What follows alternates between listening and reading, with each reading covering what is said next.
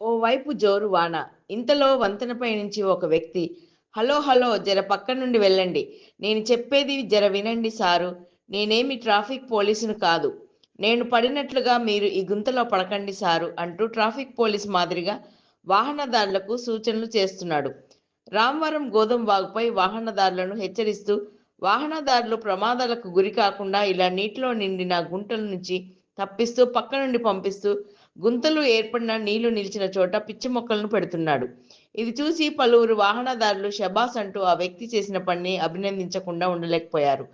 ఇది ఎక్కడా కాదండోయ్, భద్రాద్రి కొత్తగూడెం జిల్లా కొత్తగూడెం విజయవాడ జాతీయ రహదారి రామవరం గోధుమ వాగు వంతెనలపై గుంతలు ఏర్పడడంతో మంగళవారం సాయంత్రం కురిసిన భారీ వర్షానికి నీరు చేరడం వల్ల ట్రాఫిక్ నిలిచి ఇబ్బందులు పడుతున్న క్రమంలో ఒక వాహనదారుడు ఆ గుంతలో పడి గాయపడ్డాడు.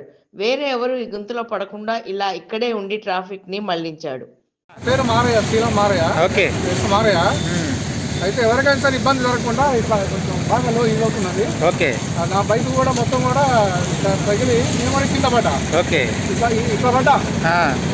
పడితే పాపం అందరికీ ఇట్లా ఇట్లా దెబ్బ తాగుతుంది చెప్పి నేను కూడా బండి పట్టులో పెట్టి ఇట్లా చూసుకొని అందరం ఇట్లా ఏంటంటే ఇలాంటి రోడ్లు ఉండకుండా ఇక్కడే ఇట్లా మంచిగా చేయాలి. కొత్త ప్రభుత్వం వచ్చింది కాబట్టి మంచిగా రోడ్లు మంచిగా ఉండాలి.